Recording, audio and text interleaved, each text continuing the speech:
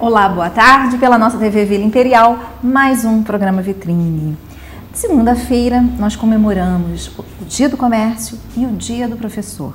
E comigo hoje, a professora Fabiana Ricardi, vamos falar sobre esse ser professor que se celebrou na segunda-feira e mais ainda, vamos falar sobre um evento que acontece hoje na Universidade Católica de Petrópolis e ainda há tempo de você se programar porque ele é muito especial. Boa tarde, Fabiana. Boa tarde, tudo bom? Tudo. Estávamos aqui aquecendo num papo muito gostoso, muito bom, né?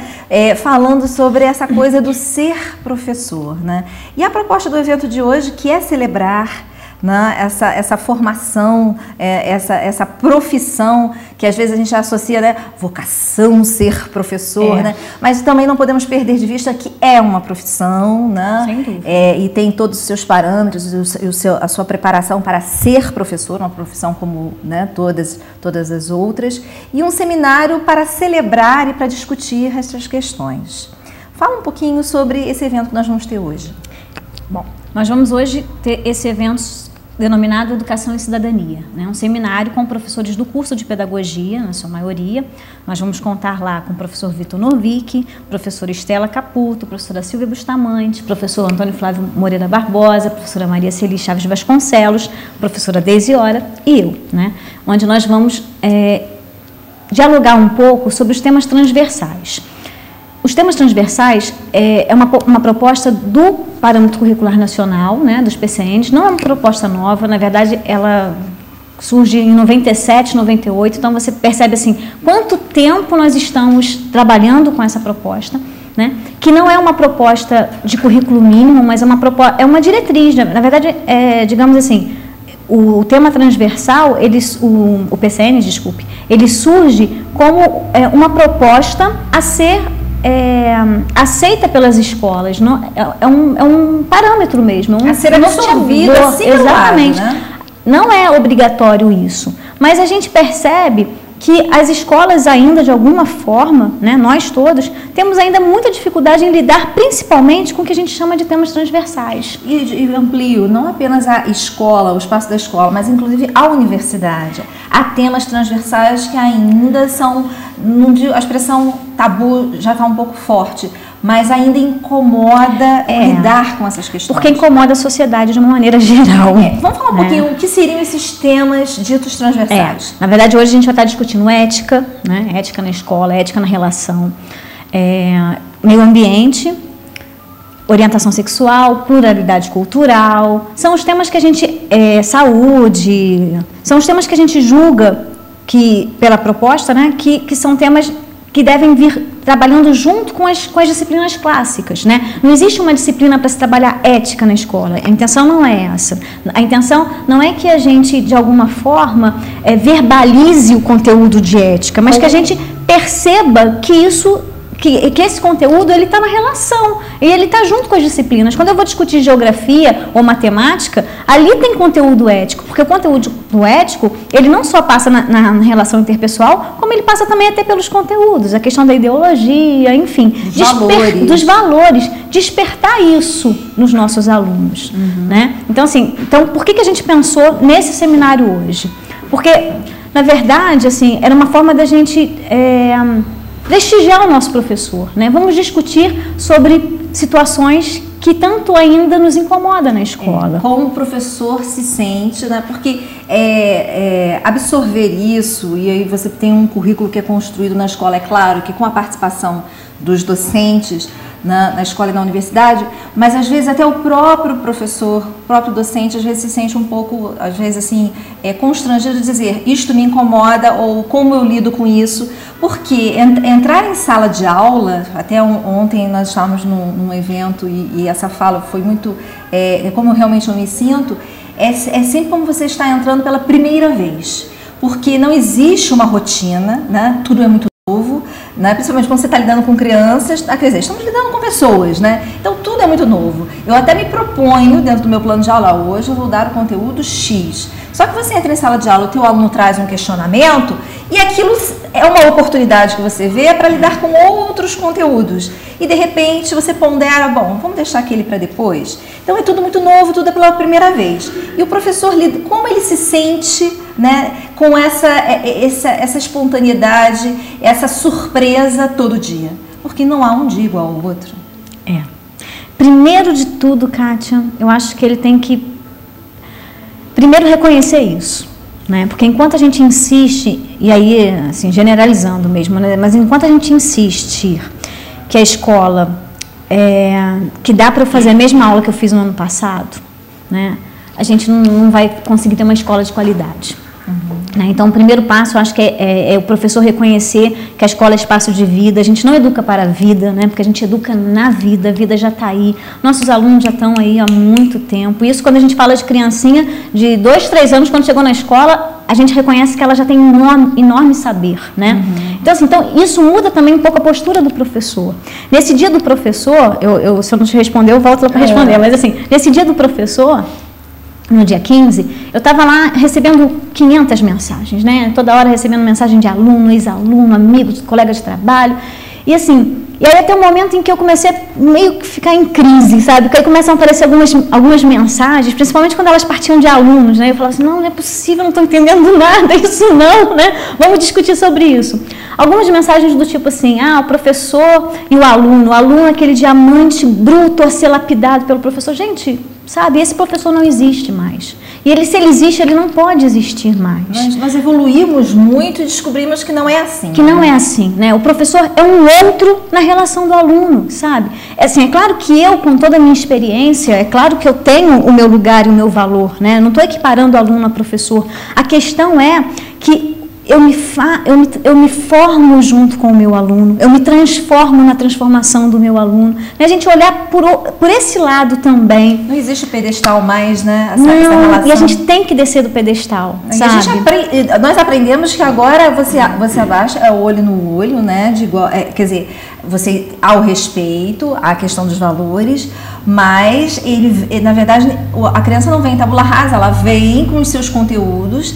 Antes disso tem uma família, tem um núcleo familiar, tem pai e mãe, mas é importante desmistificar isso, né? Você até tinha trazido algumas, eu falei, vamos de repente fazer uma homenagem aos professores, você trouxe algumas coisas para pontuar. Porque assim, eu pensei, acho que vou ler uma poesia, aí procura poesia, não acho nenhuma poesia que traduza o que eu queria, né? E como eu não sou poetisa, não poderia escrever uma, e aí eu fiquei pensando assim, gente, né, que frases eu teria aqui? Aí algumas coisas que eu fui encontrando, uma delas, sem dúvida nenhuma, Carlos Drummond, brilhantemente, né, quando ele vai falando do professor que disserta sobre um item, né, complicado do programa, e de repente ele se depara com um aluno que dorme, né, e aí, qual a ação desse professor? Repreender o aluno, acordar? Não, ele baixa o tom de voz para permitir que o aluno continue dormindo. E aí eu fico pensando, né, quantas das vezes a gente tem um aluno na sala de aula e aí, assim, é lá na universidade e é na escola também, o nosso aluno que está lá dormindo, por que ele está dormindo, né? Que sono é esse? De onde vem esse sono? A gente lida hoje com crianças, hoje não, sempre, né, a gente teve essa experiência. A questão é que antes a gente não estava aberto para olhar isso, né? Mas às vezes você se depara com crianças lá de 3, 4 anos, vivendo situações que eu nunca sonhei viver, sabe? Talvez eu sequer vá viver ao longo da minha vida. Então, assim, crianças de 5, 6 anos com experiências, né, com dores que eu nunca carreguei. E aí, como é que eu lido com essa criança? De cima para baixo, sabe? Às vezes, em alguns momentos, eu deveria estar abaixo, sabe? Né? Então, assim, essa é a relação do dia a dia, sabe? Então, essa coisa do professor, até mesmo quando a gente está ali lutando, e a gente deve lutar sim, a gente deve brigar por uma valorização do nosso trabalho, mas é a valorização da educação, sabe? E aí, quando a gente perceber a valorização da educação, a nossa valorização virá junto. E não a hierarquização. Exatamente. Não tem essa coisa da gente dizer que, se não fôssemos nós, não existiríamos advogados, não existiria, sabe, gente, peraí, quantas pessoas passaram pela escola a vida inteira e foram se fazer no mundo do trabalho, nem na universidade Eu acho que a discussão assim, valorizar a educação é a complexidade. A sociedade é muito complexa, num momento de muitas inclusões, né, de respeitar as diferenças. Isso traz para a escola, traz para o âmbito acadêmico como um todo e até para a universidade, uma complexidade de lidar com essas questões. E nós, como professores, né, docentes, eu acho que assim, o valor e o peso está em aprender a lidar com essas questões quando elas aparecem, e mesmo as situações, por exemplo, de bullying, um exemplo de bullying. Nunca duas situações de bullying serão tratadas da mesma forma. Nunca. Né? Então, quer dizer, eu acho que a complexidade, o valor que se dá a este profissional, né, é nesse sentido, não hierarquizar, estamos acima, eles estão abaixo, mas é no sentido da sua complexidade, da sua profundidade e da necessidade que nós temos de estar sempre muito atentos. Nenhuma relação, Kátia, na escola vai ser igual, né? Nem mesmo a do ensino, a aprendizagem de cada um, né? Eu acho que assim, a questão é que a gente ainda, por mais que a gente tenha discursos, né? E a gente vê isso quando a gente recebe mensagens lá de professores postando dizendo, o meu aluno que é argila, sabe? Então assim, isso está implícito o quê? Que a gente, de alguma forma, né, existe ainda uma concepção de que a gente está ali para dar ao outro, e a gente não está para dar. Por quê? Nem sempre a gente tem para dar. Né? Então, assim, essa é a minha relação com essa menina de 2, 3 anos aí, né, que vive coisas que eu não vivi. O que eu tenho para dar para ela? Eu não tenho experiência de morte. Ela tem um monte de experiência. Né? Então, assim, aí, nessa relação que eu penso, o professor tem valor, claro que tem valor, né? E essa semana, no final de semana, pensando no feriado do Dia do Professor, tentando lembrar dos meus professores, e lembrei de muitos, né? De muitos que fizeram, de alguma forma, foram responsáveis por eu estar aqui hoje, por eu pensar da maneira como eu penso hoje, né? E assim, e não citaria nome, porque assim, vou esquecer de alguns, né? Vou esquecer de muitos, certamente, mas de muitos professores na educação básica, assim como no ensino superior, mas mais do que isso, Kátia, eu acho assim, só existe do professor porque tem um aluno, sabe? Uhum. Então, mais do que os meus professores, eles fizeram parte, sem dúvida, mas quem mais contribui para a minha formação é o meu aluno. Né? Então, tem uma frase do Erasmo de Roterdã, que ele diz que a primeira fase do saber é amar os nossos professores. Eu concordo. Eu acho que, assim, o meu professor, ele está entre essa relação, né, entre mim e o meu objeto ali, o meu conhecimento, está o professor. Então, a forma de eu conhecer, de eu buscar esse conhecimento é pelo meu professor. Ele então, é um mediador. Ele é um mediador. Então, assim, nesse momento, a minha relação afetiva com ele influencia e muito. Né? Então, assim, o primeiro passo é amar o meu professor. E, enquanto professor, o meu primeiro passo é amar o meu aluno. Né?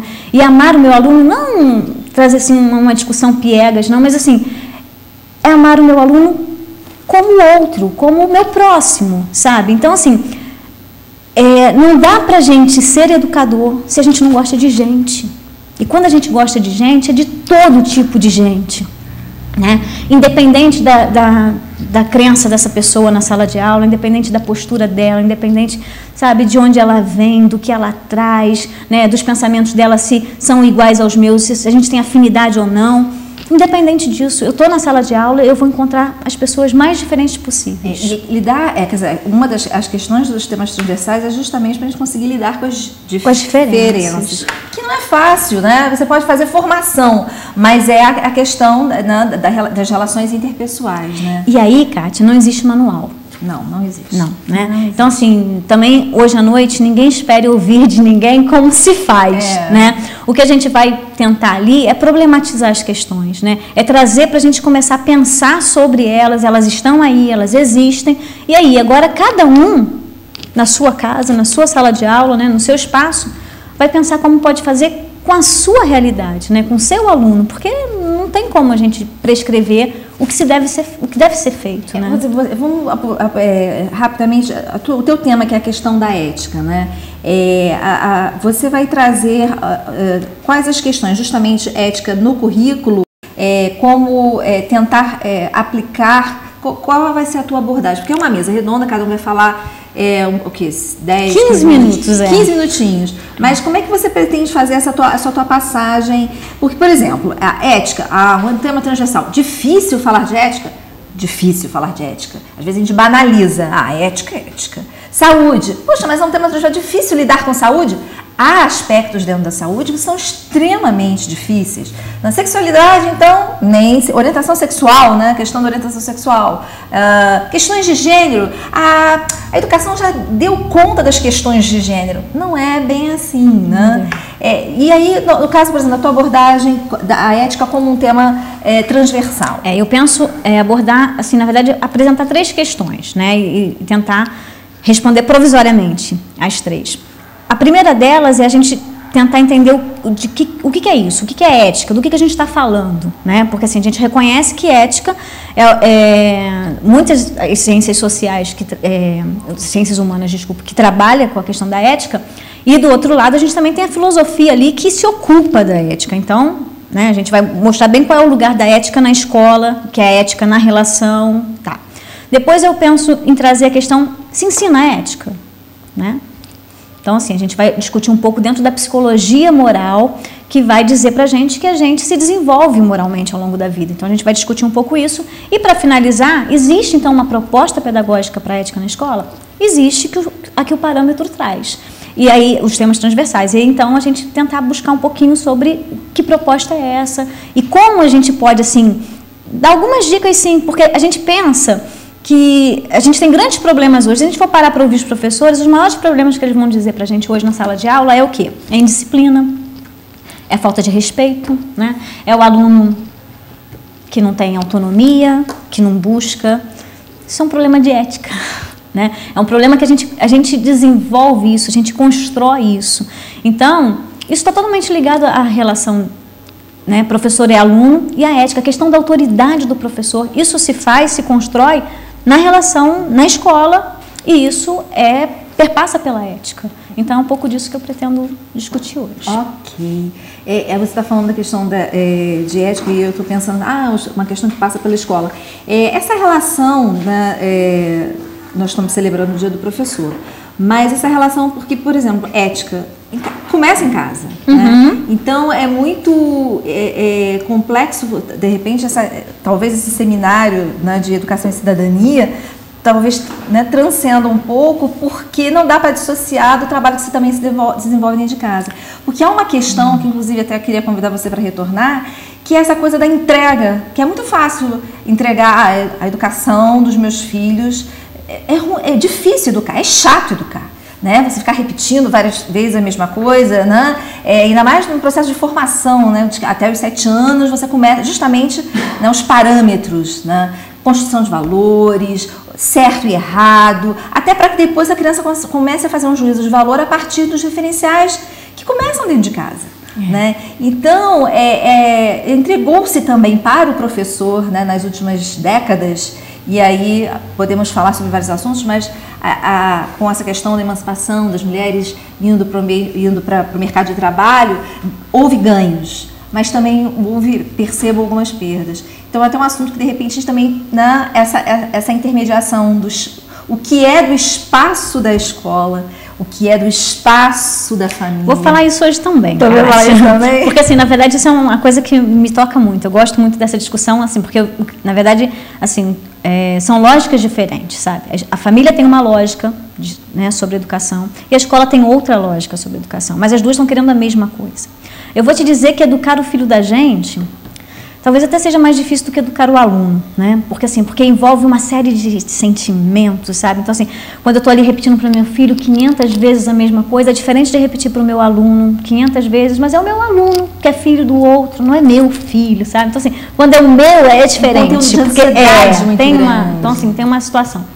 Eu vou até falar sobre isso hoje à noite, por conta até de que, assim, mas na verdade vou falar pelo lado da escola, né? Sobre essa coisa que a escola também, durante muito tempo agora, a escola vem o tempo todo replicando e dizendo, olha, a educação vem de casa. Não é bem assim também, né?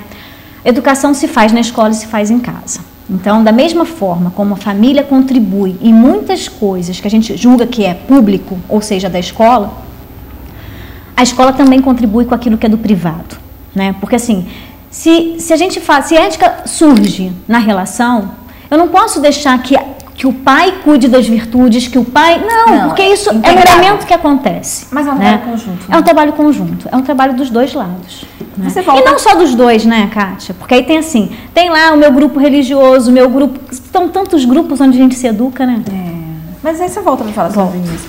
Seminário Educação e Cidadania em comemoração ao Dia do Professor, hoje na Universidade Católica de Petrópolis, às 19 horas, no Salão Nobre do campus da Benjamin Constant. Eu acho que vai ser uma noite muito especial, não apenas para professores, mas para educadores, todos os educadores, pais, avós, formadores religiosos, enfim, é um convite para toda a comunidade, não é isso, Fabiana? É isso mesmo, estou todos convidados. Obrigada pela tua presença. Obrigada a você. Nós vamos com um pequeno intervalo de volta.